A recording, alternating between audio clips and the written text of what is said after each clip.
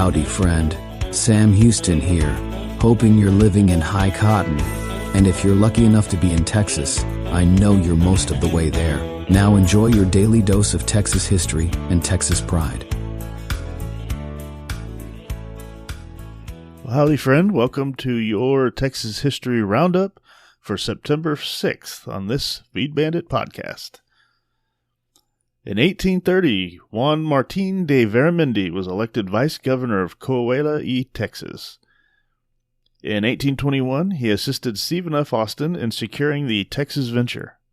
Veramendi, who was born in Bexar, or otherwise known as San Antonio, became alcalde in 1824 to 1825 and favored Anglo-American colonists, who were unpopular with many of the Mexicans. He was elevated to governor in 1832, but died in Monclova during the cholera epidemic of 1833.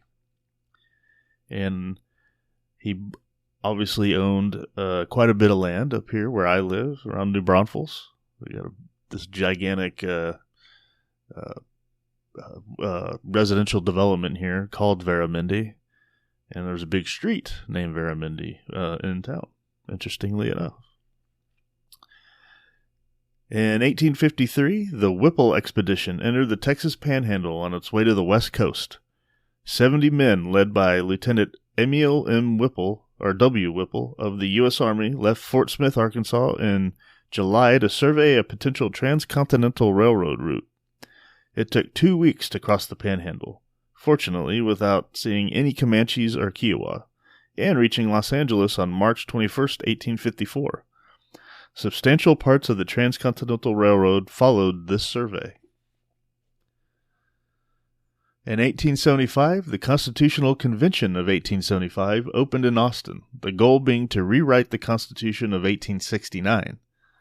The resulting Constitution of 1876 was overwhelmingly adopted by the people of Texas on February 15, 1876, and is the organic document by which Texas is currently governed. In 1892, James M. Brown was shot and killed in Chicago during an attempt to arrest him for a murder charge in Texas. Brown had been sheriff of Lee County for several years and had a reputation for being involved in killings and feuds. It was reported that Sheriff Brown had killed as many as 14 people, and his most notable act was the legal hanging of William P. Longley. In the Chicago gunfight where he lost his life, 2 members of the Chicago police force were also killed.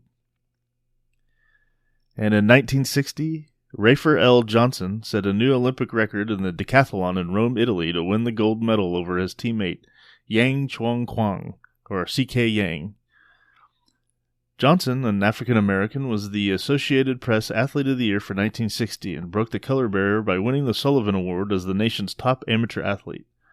Johnson is a member of both the National Track and Field and U.S. Olympic Hall of Fame. In 1984, he lit the Olympic flame for the opening ceremonies in Los Angeles, and in 2003, UCLA honored him by naming his track and field invitational after him. He was born in Hillsboro in 1935. And that was your Texas History Roundup for September 6th.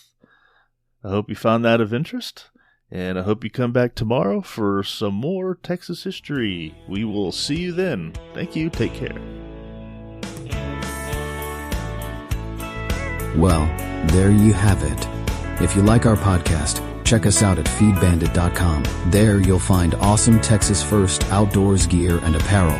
Your purchase helps support the Bandits and keeps this podcast on the air, fighting for you and for Texas. Remember, preserve the tradition, protect the legacy. Until next time.